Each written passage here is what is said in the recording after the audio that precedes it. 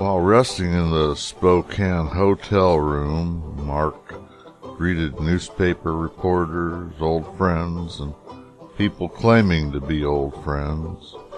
One such person was an old miner that had read Mark's article in the North American Review, Fenimore Cooper's Literary Offenses. "Clemens," he said, putting a T on the end of Sam's name, "I didn't think it was in you. Did you really write it? Now honest, did you? Did you do it yourself?" "Well," was the solemn reply, "I got the money for it." August 7th, 1895. That night at 11:30 we went aboard the sleeper on the Great Northern Road. Everything was in readiness for us.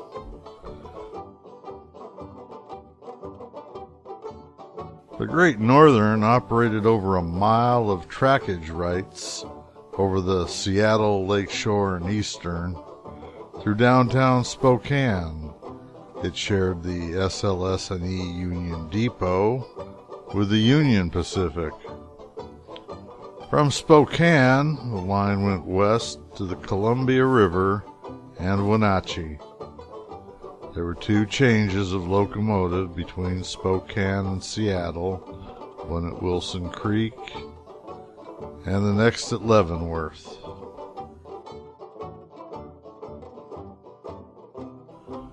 With the opening of the line to the coast, Great Northern received 20 E7 10-wheelers, 4 6.0s, sporting 72-inch drivers, an attractive effort of 17,730 pounds.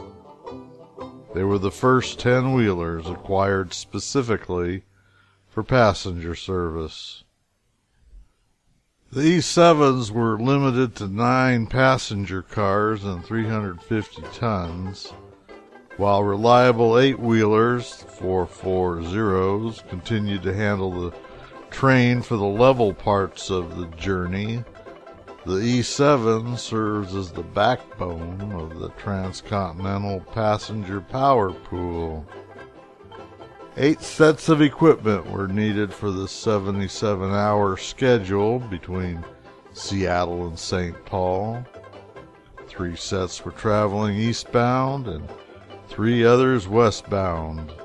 The remaining 2 were at the east and west terminals, being cleaned and ready for departure.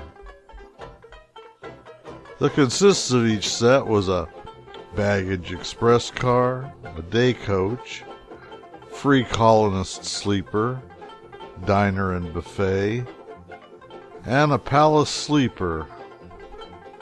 The cars were illuminated at night with oil lamps and heated by stoves, which had a round metal chimney prominently showing on the roofs.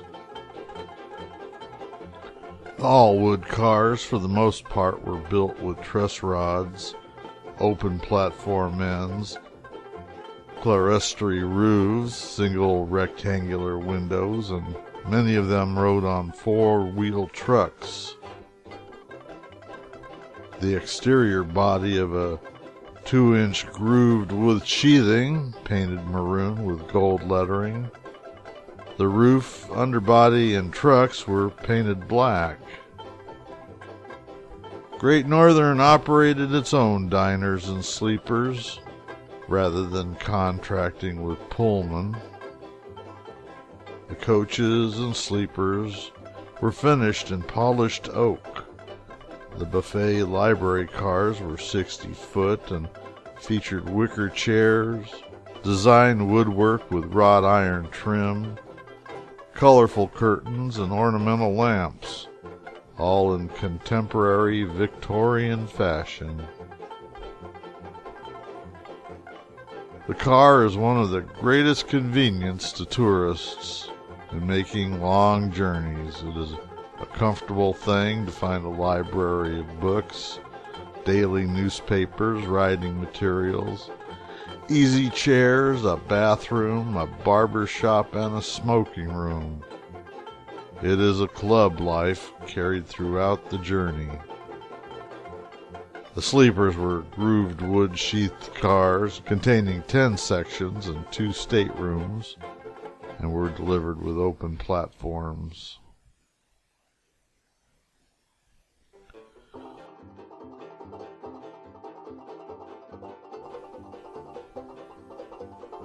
Harrington, Washington. Back in 1880, Lincoln County was known only as a howling desert. However, the Harrington, Firth, and Robinson firms saw that the soil, glacial loess and volcanic ash, was fertile and could be used for farming. So in 1882, they bought the land that would later make up the town of Harrington. It was in the same year that the Northern Pacific Railway looked into stretching their rail lines through the area. In honor of W.P. Harrington, this land was given the name Harrington. 1 year later, people first inhabited the town. The first store was opened by Edward Willis and Charles Billings. The next year, the post office was opened by Edward Willis, who assumed the role of the first postmaster. Soon after, in 1884, the blacksmith shop and the Pickett Hotel were established, and 2 years later, the first saloon opened. In 1892, the farming community had its first grain bins that came along with the Great Northern Railway Company. Tracks running down the middle of town. Within the next 2 years, the town grew as the railroad continued construction on its railways. Then the Hotel Harrington opened. The main street was established and made the city come more alive, and there was a 2-room schoolhouse built, along with a drugstore, stables, meat market, barber shop, 2 hotels, 4 general merchandise stores, drugstore, bank, and furniture stores. And by the year 1890, the town was booming.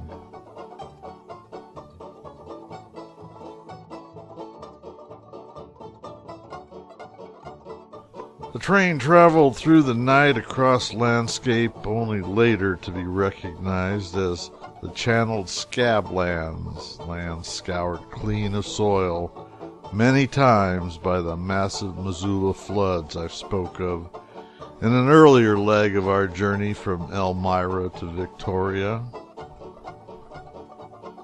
This is a land of abandoned erosional waterways, streamless coulees with empty cataract cliffs and plunge basins, potholes, and deep rock basins, all eroded into the basalt of the gently southwestward dipping slope of the Columbia Plateau. The pattern of dry streamways, a plexus, and anastomosis, totally unlike any other drainage pattern on Earth. A debacle was demanded to explain this landscape, the volume of which would fill normal stream valleys to overflowing. These great floods spilled over former divides, eroding their summits to complete the new network. Associated with the enormously enlarged drainage ways were similarly huge mounds of stream gravel, great river bars. Huge stream-rolled boulders occurred in these bars. The boulders were obviously plucked from the columnar basalt bedrock by the high-velocity currents. The term valley would not suffice for the abandoned rock-bound former waterways, channels, and the entire composite, the channeled scabland. The total area involved was 18 townships wide by 22 townships long, approximately 15,500 square miles. This seems to call for a return to catastrophism, a discredited theory hearkening to Noah's flood. But this was no such flood, and was never caused by a month of rain. This flood, or rather series of floods, can be traced all the way to the Willamette Valley, south of Portland, Oregon, wherein is found a river delta of 200 square miles, caused by the bursting of ice dams across what is now the Clark Fork of the Columbia River in the Idaho Panhandle. A lake of 3,000 square miles containing 500 cubic miles of water, half the volume of Lake Michigan. The dams are thought to have been 2,000 feet high.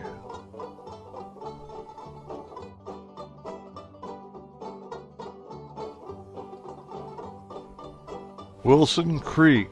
Wilson Creek was a division point of the railway and had an 11-stall roundhouse.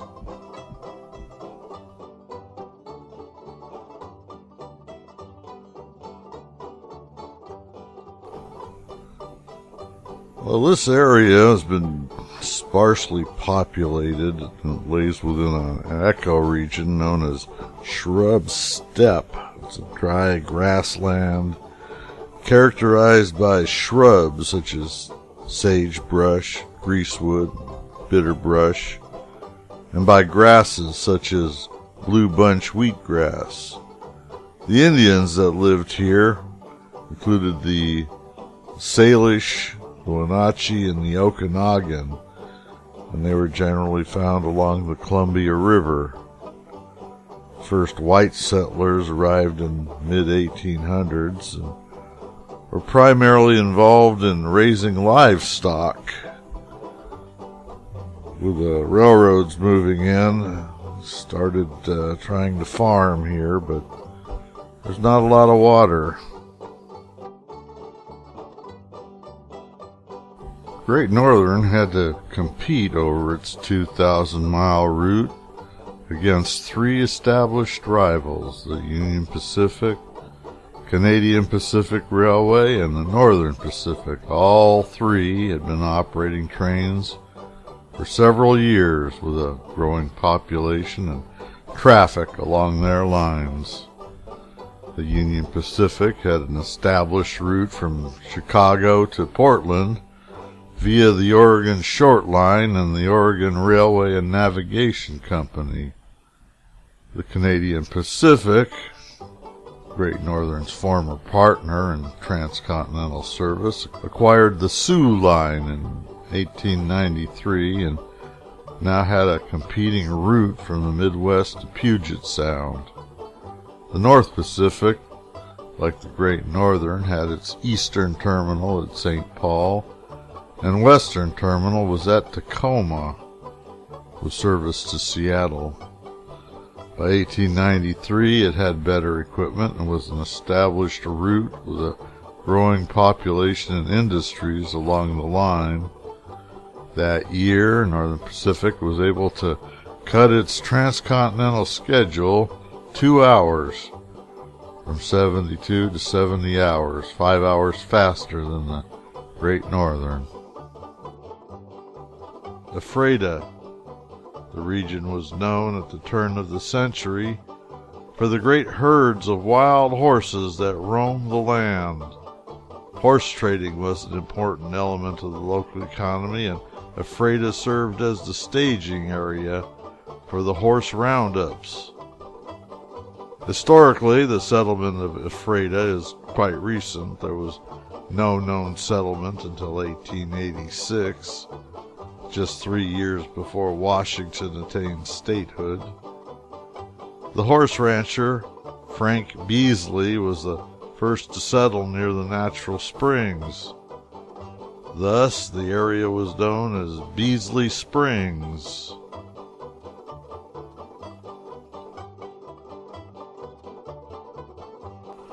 Mark's conversation with Marie José back in Toronto made comments about traveling and packing of trunks.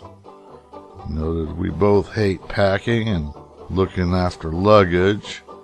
Mark confides how much his soul chafes under the cast iron rules and regulations laid down for him by Mrs. and Miss Clemens. They mean well, he says dejectedly, but it is a fearful nuisance. Why, I actually have to wear different clothes for different occasions. And just think of the barbarity of making a man shave when he don't feel like it. Why, when I traveled alone on my lecture tour some years ago, I had just a single grip with a few collars and a dress coat in it. The trousers and vest of the dress suit I wore while traveling. When I buttoned the other coat up, nobody could tell what kind of vest I had on, couldn't even tell if I had a shirt on. I didn't mind traveling in those days. There was nothing to bother me or hold me back. Why, I used to go flying light. And if I didn't shave before a lecture, it didn't matter. Only the first few rows could notice it. And they couldn't tell for sure whether it was for want of a shave or bad soap. Those were good times. But now,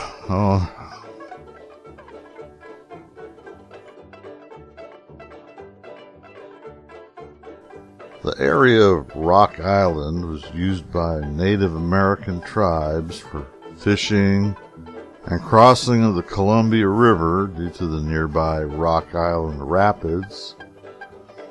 The site had been previously settled in the late 19th century and was known as Hammond.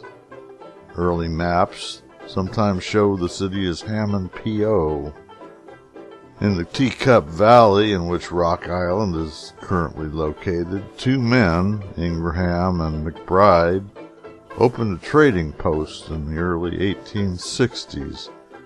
Their patrons were local Native Americans who often fished that stretch of the Columbia when the fish were running. The two men would later move their post to the mouth of the Wenatchee River, leaving little trace of their stay. The most notable figure in Rock Island's founding is James E. Keene, as the first permanent settler to the Rock Island area. James Keene arrived with a crew of men in 1887. Keene planned to build a home and improve the land that he had acquired through the Homestead, Preemption, and Desert Acts. 4 years later, the Great Northern Railroad made its first survey of the area and began construction toward the valley from the east. 1/2 mile upriver from the well-known Rock Island Rapids, Mr. Keene platted a town site he named Hammond. Hammond was located nearly 2.5 miles south of the present site of the city of Rock Island due to changes in planning by the Great Northern Railway. Keene moved his town site to this new area and named it Rock Island, named aptly for the Rock Islands in the Columbia River near the site. Between 1891 and 1893, Rock Island became a town of considerable importance for the railroad. The Mammoth Steel Bridge that was built across the Columbia drew many laborers to the area, and the small town boomed. Several stores popped up to meet the needs of the workers, and the Rock Island Sun newspaper began publication. The site was thought to be the area where the large city of the area would be developed, as it was located near the Rock Island Rapids and near the bridge which spanned the Columbia River for the Great Northern Railway. Despite these strategic advantages, the large city in the area would become Wenatchee, just 7 miles upriver from the site of present-day Rock Island. In 1893, however, the completion of that bridge across the Columbia marked the downfall of Rock Island. With few jobs in town to entice them, the employees of the railroad moved away. Wenatchee, the Great Northern Railway and the Wenatchee Development Company built a new town.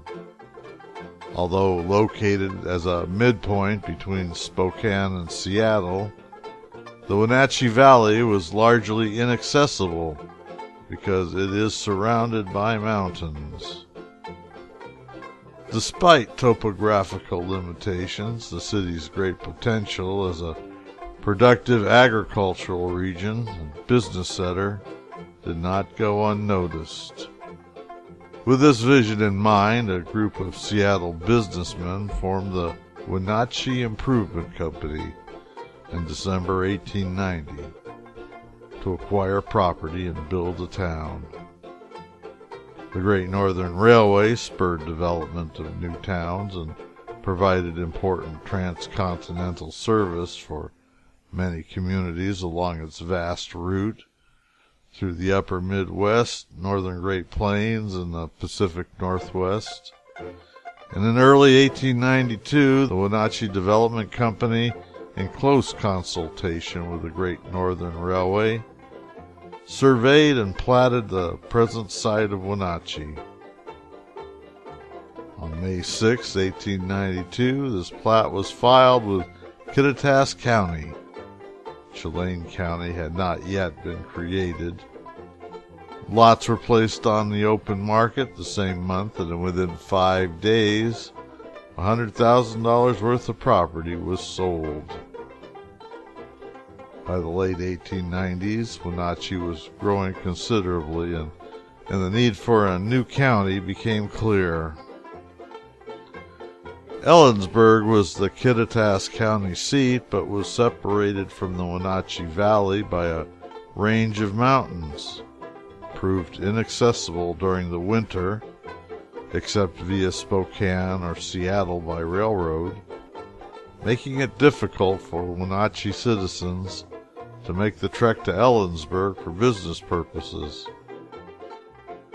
The state legislature created Chelan County in 1899, carving it out of the existing Kittitas and Okanagan counties.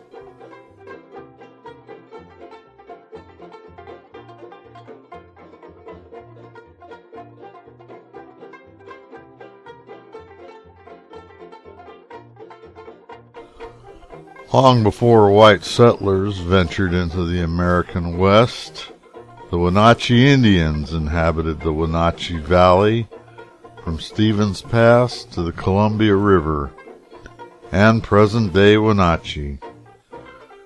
But the great Pacific Northwest beckoned explorers, trappers, and a few settlers who entered the area in the early 1800s, and by the mid-1800s, settlers were flooding into the area. And by the end of the century, the Wenatchee Indians were all but gone. In the early 1880s, homesteaders staked claims about 10 miles east of Leavenworth, near present-day Kashmir, then known as Mission. Leavenworth, originally known as Icicle, started out in 1885 when a small group of homesteaders settled where the Wenatchee and Icicle rivers meet in the Leavenworth Valley, known as Icicle Flats. It was the site of a Wenatchee Indian salmon fishery. By the 1890s, settlers were also moving up into Chumstick Valley and around Lake Wenatchee and Plain, then called Beaver Valley. As in all parts of this fledgling country, the railroads brought great change and growth. The Great Northern Railroad began laying track up the Wenatchee Valley in 1892 along what is now Highway 2 and over Stevens Pass. In 1893, transiting the Cascade Mountains, they constructed a roundhouse, switch yard, and division headquarters in Leavenworth, making it an important railhead.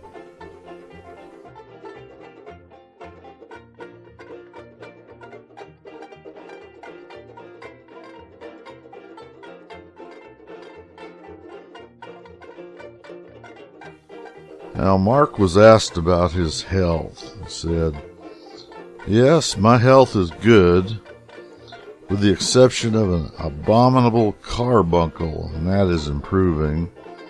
I wrote to my friend Carey of the Century, giving him a minute description of my affliction. He replied that he was an expert on buncles, and from my description he was convinced that this one did not belong to the ordinary or plebeian family, generally known as carbuncles. He said it must be an aristocratic Pullman carbuncle.